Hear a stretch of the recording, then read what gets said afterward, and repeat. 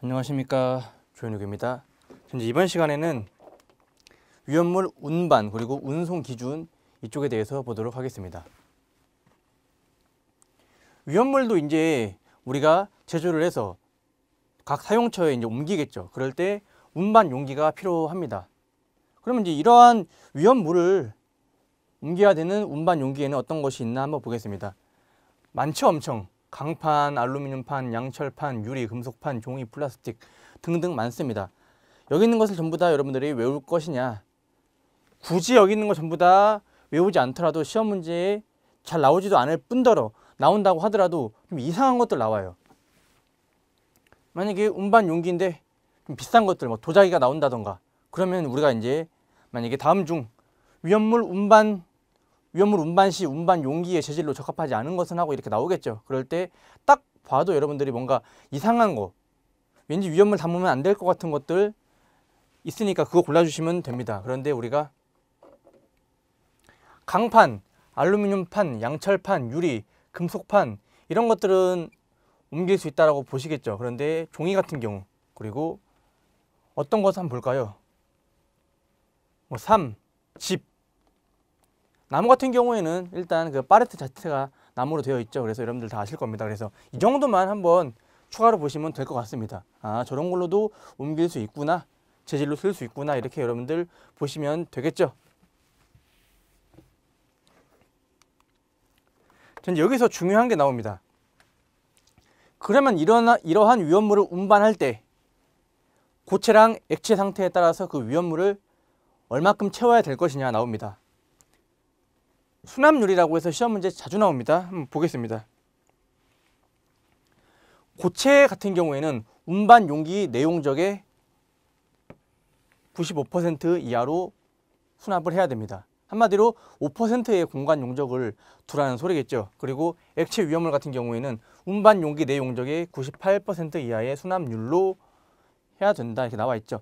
단순히 시험 문제에서 고체는 얼마고 액체는 얼마인지 그것만 물어보기 때문에 여러분들이 이 수치를 잘 기억해 주시면 되겠습니다. 시험 문제 자주 나옵니다. 아주. 그러되 액체 같은 경우에는 55도씨 온도에서 누설되지 아니하도록 충분한 공간 용적을 유지해야 된다라고 나와 있죠.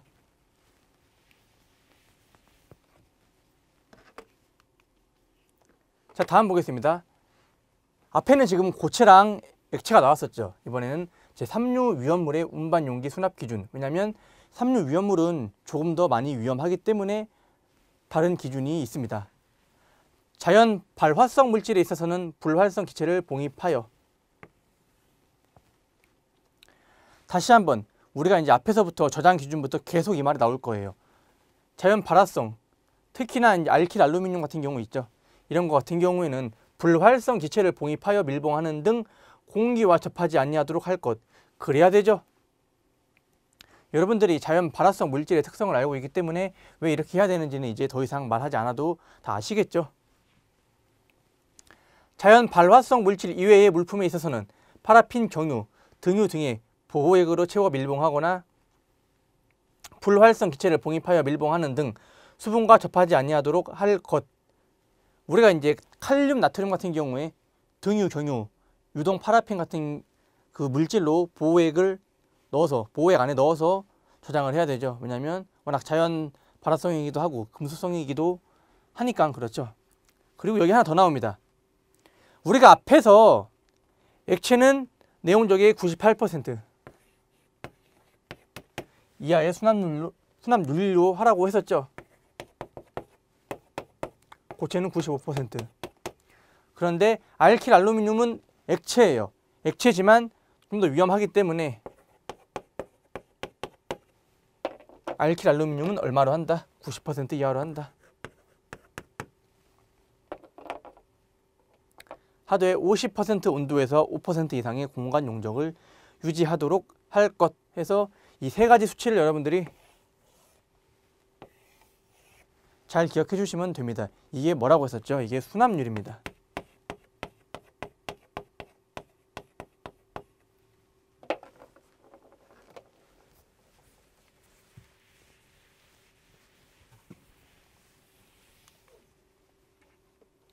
자, 이제 또 중요한 부분이 나옵니다. 적재 위험물에 따른 조치를 해야 되는데 차광성이 있는 곳으로 피복을 한다던가 안 그러면 방수성이 있는 걸로 피복을 해야 되는 유별이 있습니다. 그래서 여러분들도 이것을 전부 다 암기를 하셔야 돼요. 차광성, 운반할 때 위험물 차에 실어서 운반할 때 차광성, 빛을 차단하는 천막이나 아니면 그런 포 같은 게 있겠죠. 그걸로 덮어서 옮겨야 되는 유별입니다. 제1류 위험물, 그리고 3류 중 자연 발화성, 4류 중에 특수 인화물만, 그리고 제5류, 6류 위험물입니다. 많죠? 얘네들 전부 다 열받으면 안 돼서 그런 거죠. 빛 받아갖고 분해하거나 아니면 열 받으면 위험성이 증가할 수 있기 때문에 이렇게 차광성이 있는 곳으로 피복을 해야 됩니다. 꼭 여러분들이 암기를 해주셔야 돼요. 제1류랑 3류의 자연 발화성, 그리고 4류 중 특수 인화물, 인화물까지만, 그리고 제5류, 6류입니다. 2류는 들어가 있지 않죠. 다음 보겠습니다. 방수성이 있는 곳으로 피복을 한다. 그러면 물 만나면 안 되는 물질들이겠죠. 그래서 제1류 중에 알칼리 금속의 과산화물, 물과 만나면 발열하고 산소를 방출하기 때문에 안 되겠죠. 철분, 금속, 마그네슘은 물과 만나서 수소를 발생시키죠. 그리고 3류 중에 금수성 물질은 여러 가지 가연성 가스를 발생시키기 때문에 어떻게 된다? 방수성이 있는 곳으로 피복을 해야 된다라고 나와 있죠. 그리고 이제 제5류 위험물 중에 얼마입니까? 55도 이하 온도에서 분해될 우려가 있는 것은 보냉 아니면 본냉 이렇게 나올 수 있습니다. 본냉 컨테이너에 수납하는 등 적정한 온도 관리를 해야 되죠. 안 그러면 제5류 위험물 같은 경우에는 폭탄이기 때문에 아주 위험성이 커질 수가 있겠죠. 그래서 여기서 중요한 것은 방수성이 있는 곳으로 피복을 해야 되는 위험물의 품명은 어떤 것이 있냐 여러분들이 잘 보셔야 됩니다. 자, 이제 보겠습니다. 운반 용기 외부 표시사항, 품명, 등급, 화학 명명 및 수용성, 그리고 제4류일 경우에만 수용성 유무를 적어주시면 되고 위험물의 수량, 그리고 이제 주의사항을 적어야 되는데 여러분들이 위험물을 싣고 다니는 차량을 보면 뒤에 보통 붙어 있죠. 위험물이라고 해서 표지가 붙어 있고 그 아래 이러한 품명, 등급 이런 것들이 적혀 있는 표지판이 있습니다. 한번 앞으로 유심히 보시면 돼요. 가장 대표적으로 주유소 차 보면 뒤에 이렇게 붙어 있습니다. 자, 그런데 주유소 차만 위험물을 옮기는 건 아니겠죠. 일반 차에도 위험물을 싣고선 이동할 수 있겠죠. 그래서 보겠습니다. 제1류 위험물인데 알칼리 금속의 과산화물을 운반할 때 운반 용기 외부의 표시사항 뭘 적어야 되는지 한번 보겠습니다. 제일 많아요. 제일 많고 시험 문제 제일 많이 나옵니다. 화기 주의, 충격 주의, 물기 엄금, 가연물 접촉 주의 해서 4개예요. 제일 많아요.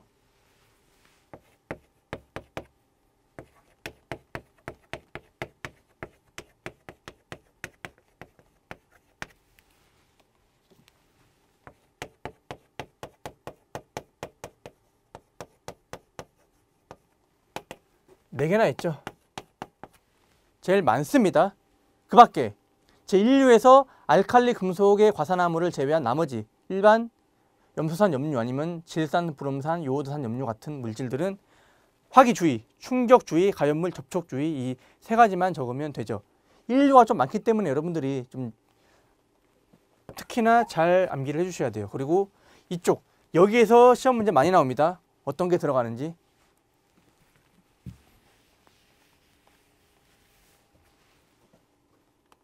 자, 다음 2류 보겠습니다. 2류의 철분, 금속분, 마그네슘. 일단 2류 위험물 자체는 가연물이기 때문에 화기에 주의를 해야 되고 얘네들은 물 닿으면 안 되죠. 그래서 화기 주의와 물기 엄금이 들어갑니다. 그리고 그 밖의 것은 화기 주의, 그리고 인화성 고체는 화기 엄금입니다. 그래서 화기 엄금이 여기서 나와요. 화기 엄금은 제4류 위험물, 뒤에 가서 보겠지만 제4류 위험물의 운반 용기에 표시해야 되는 상황에 화기 엄금이 들어가는데 2류에 특히나 인화성 고체 같은 경우에는 4류랑 비슷한 성질을 띈다 그랬죠. 그래서 화기 엄금 들어간다는 점 여러분들 잘 구분해 주시기 바랍니다. 당연히 시험 문제 잘 나오겠죠. 그 밖에 황알인, 황정린 같은 경우에는 그냥 화기 주의만 적으시면 됩니다. 3류는 간단해요. 자연 발화성 물질은 화기 엄금, 그리고 이제 공기 접촉 엄금입니다. 왜냐하면 이제 공기 닿으면 안 되죠. 금속성 물질 같은 경우에는 물기 엄금만 적어주시면 돼요.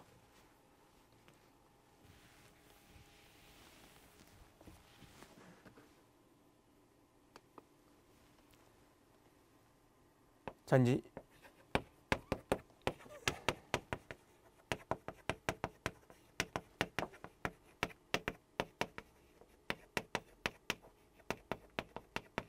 물론 제가 적은 거 말고 다른 것도 다 암기를 해주셔야 됩니다.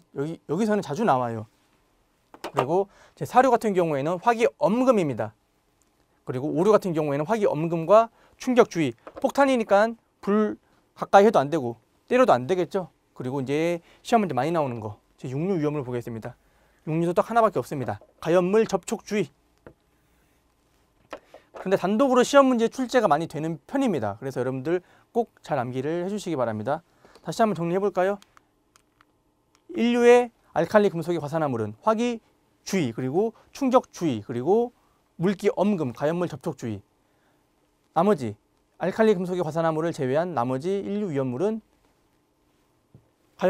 물기 엄금만 빼면 되죠. 물 닿아도 상관없고 물로 소화를 하기 때문에. 그리고 제1위 위험물, 일반적인 것은 화기 주의, 인화성 고체는 화기 엄금, 철분, 그리고 금속분, 마그네슘은 화기 주의에다가 물기 엄금이 추가되죠. 삼류 같은 경우에 자연 발화성, 화기 엄금, 그리고 공기 중에 탄수와 만나서 지원자 불 나기 때문에 공기 접촉 엄금도 들어가죠. 금속성 물질은 물기 엄금, 사료 같은 경우에는 화기 엄금, 제5류는 다시 한번 화기 엄금과 폭탄이니까 때리면 안 된다, 충격 주의. 제6류는 간단하죠. 가연물 접촉 주의. 해서 여러분들이 여기 있는 내용을 전부 다 암기를 해주셔야 됩니다. 왜냐하면 시험 문제에 자주 나와요. 그래서 자주 나오는 것들 여러분들 틀리시면 안 되겠죠. 물질의 각 유별로 특징을 잘 알고 있으면 그래도 좀 맞추기 쉽습니다. 자, 이제 핵심 예제 빠르게 보겠습니다. 액체래요. 몇 퍼센트입니까? 98%죠. 알킬 알루미늄입니다. 그러면 90%죠. 실제 문제 이렇게 나옵니다. 운반에 관한 기준, 차광성이 있는 피복으로 가리는 조치를 해야 되는 위험물에 해당하지 않는 것은 우리가 앞에서 봤었죠. 제1류, 3류, 그리고 3류 중 자연 발화성, 그리고 5류, 6류, 그리고 4류인데 어디까지? 특수 이나물까지입니다. 다이에틸 에틸은 특수 이나물에 들어가죠. 과산화 나트륨은 어디에 들어갑니까? 1류에 들어갑니다. 질산은 6류에 들어가죠. 아세톤은 사류긴 하지만 1석유류에 들어가기 때문에 차광성이 있는 피복으로 가릴 필요는 없죠.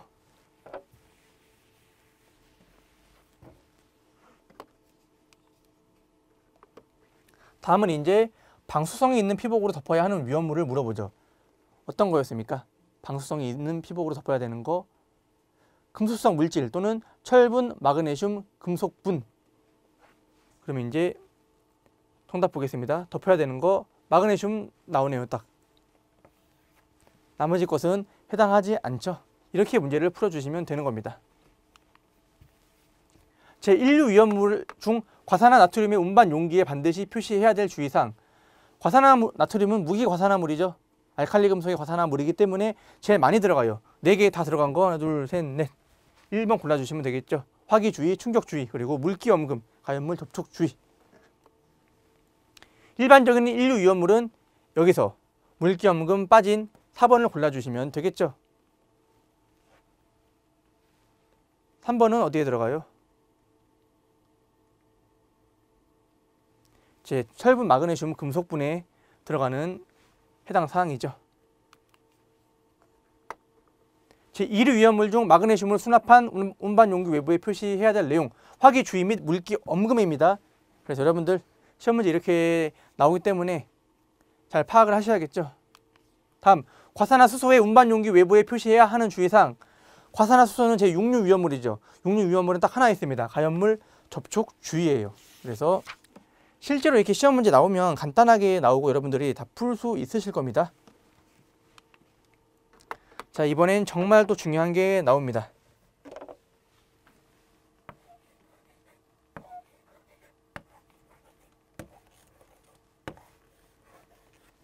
시험 문제에 거의 꼭 나온다고 보셔야죠, 여러분들. 그런데 외우기도 좀 까다로워요.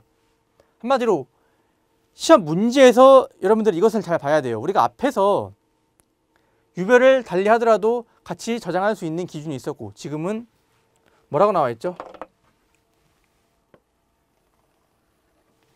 운반시 혼재 가능 기준입니다. 그리고 앞에 나왔던 것보다, 저장의 기준에서 나왔던 것보다 이 운반시 혼재 가능 기준이 훨씬 더 많이 나와요. 그래서 여러분들이 역시나 무조건 또 암기를 해주셔야겠죠. 한마디로 위험물 운반할 때 배달하거나 옮길 수 있겠죠. 이때 혼재 가능한, 같이 실어서 옮길 수 있는 위험물 유별을 말하죠.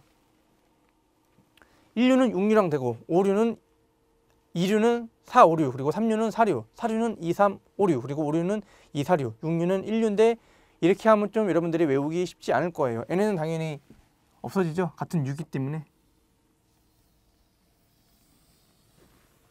그래서 여러분들이 이렇게 외우시면 됩니다. 5, 2, 4 다음에 5, 2, 4, 3, 4 3, 4, 6, 1 이렇게 외우시면 되죠. 어떻게 보는 건지 보겠습니다. 이 딱 숫자를 꼭 외우세요. 아니면 5, 2, 4에 붙여서 외우면 헷갈릴 수가 있기 때문에 여러분들이 좀 잘 주의해서 외우시기 바랍니다. 전화번호 같죠? 5, 2, 4에 3, 4, 6, 1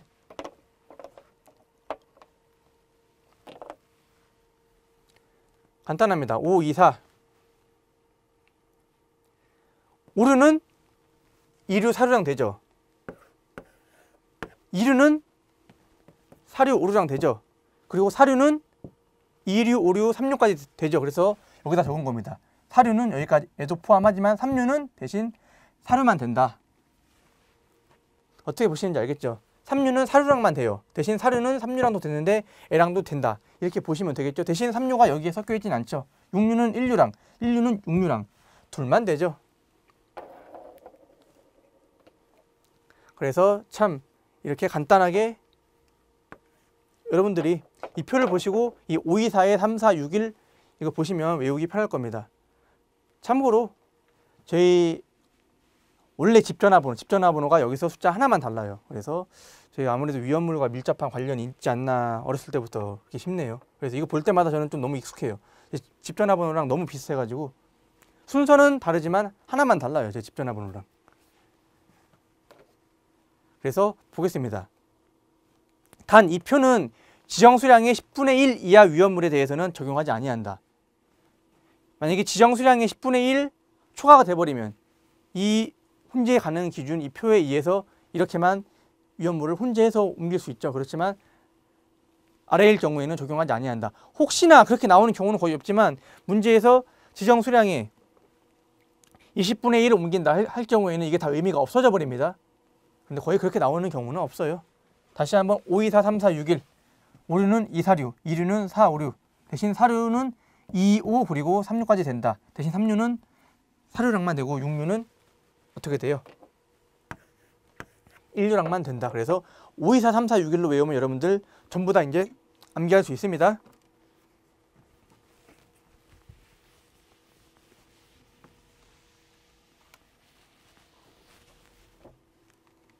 자, 이제 문제에 실제로 어떻게 나오는지 보겠습니다. 위험물의 운반 시 서로 혼재가 불가능한 것은, 그러면 이제 이거 숫자 적어주시면 되겠죠. 5, 2, 4, 3, 4, 6, 1 적은 다음에 1류, 6류랑 되네요. 2류, 3류랑 안 되죠. 정답 2번입니다. 5류는 2류랑 되죠. 3류, 4류 되죠.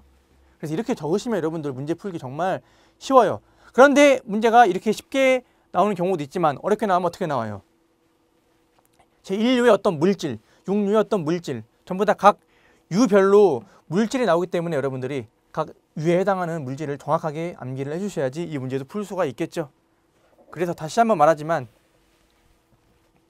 이 위험물 각 유별 성질과 법령 파트는 아주 밀접한 연관이 있습니다. 그래서 여러분들이 꼭 공부를 서로 연계해서 잘 해주셔야 됩니다. 실제 이렇게 나오겠죠. 과산화 칼륨과 혼재가 가능한 위험물은, 과산화 칼륨은 제1류 위험물이죠. 그래서 다 적습니다. 또 한번 5, 2, 4, 3, 4, 6, 1 되는 거 1류랑 6류밖에 없네요. 그럼 여기서 6류 찾으면 되죠. 에테르 4류, 마그네슘 2류, 탄화칼슘 3류, 질산 6류. 정답 4번이 되겠죠. 그래서 이 운반시 혼재 가능한 기준 같은 문제도 엄청 빨리 풀고 넘어갈 수 있는 부분이죠.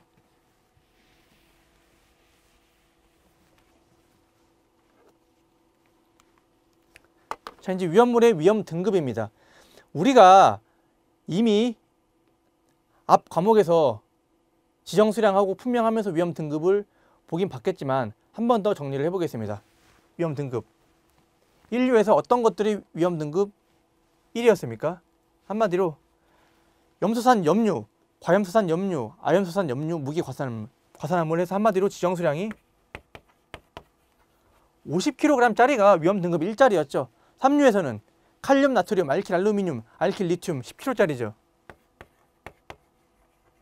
그리고 황리는 20kg인데 위험 등급 1에 해당하죠.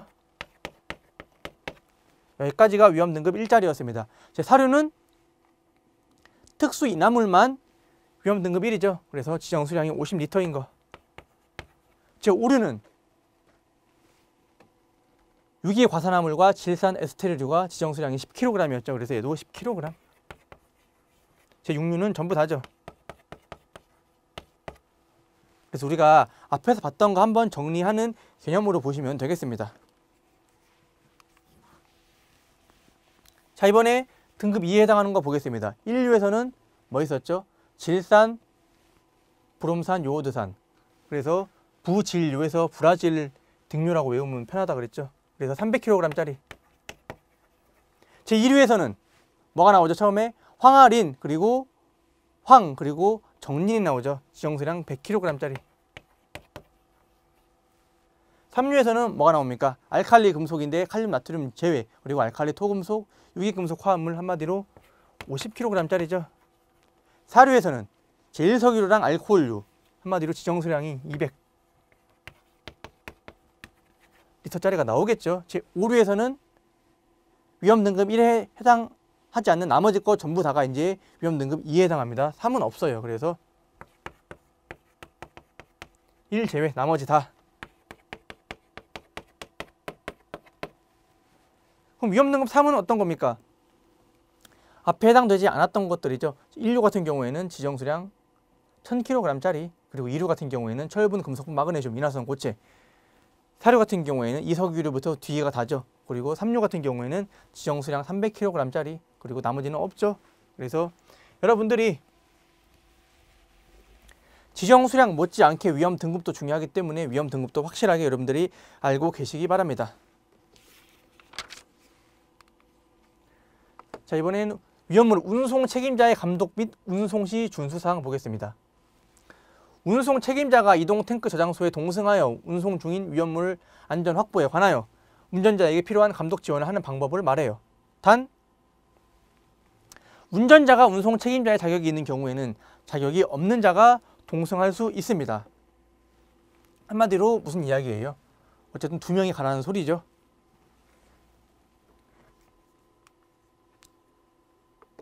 그리고 다음 방법이 있습니다. 운송의 감독 지원을 위하여 마련한 별도의 사무실에 운송 책임자가 대기하면서 다음의 사항을 이행하는 방법. 운송 경로를 미리 파악하고 관할 소방 관서 또는 관련 업체에 대한 연락체계를 갖추는 것. 만약에 제가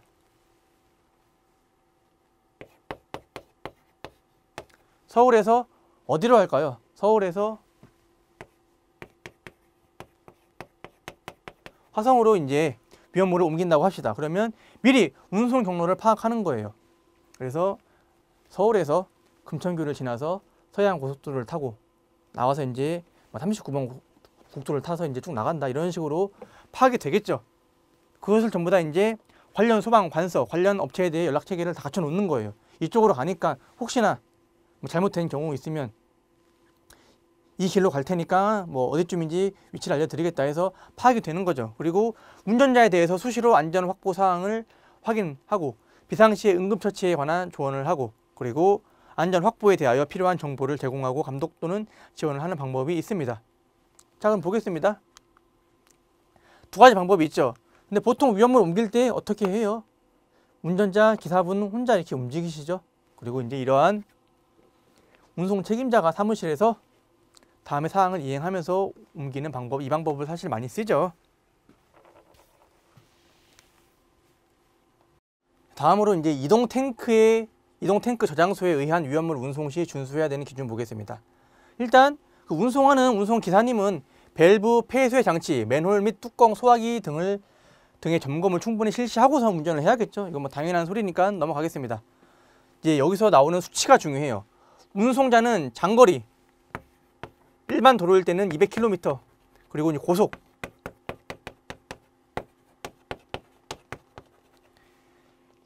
340km 이상 운전할 때에는 얼마라고 나와 있습니까?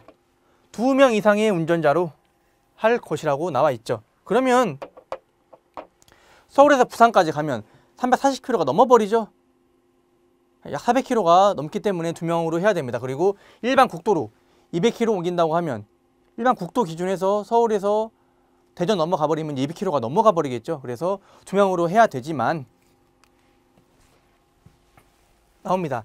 단 다음 어느 하나에 해당하는 경우에는 그러하지 아니하다라고 나와 있죠. 운송 책임자를 동승시킨 경우, 그리고 두 번째 보겠습니다. 제1류 위험물만을 옮길 때, 안 그러면 3류인데 어떤 거?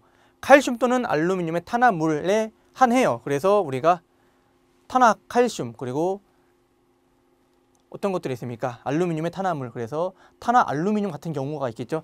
이런 것들을 옮길 때는 그러하지 아니해요. 그리고 사료 위험물 중에서 특수이남을 제외하고, 그러면 제1, 2, 3, 4 알코올류로 옮길 때는 그러하지 아니하겠죠.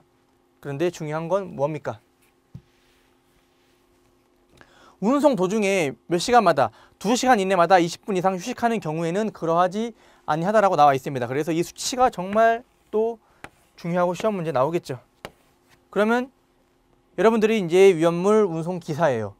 서울에서 부산까지 고속도로를 이용해서 옮기려고 하는데 중간에 대전 지나서 아주 멋진 휴게소가 하나 있죠. 금강 휴게소 같은 데 가서 20분 동안 쉬었다 가면 어떻게 돼요?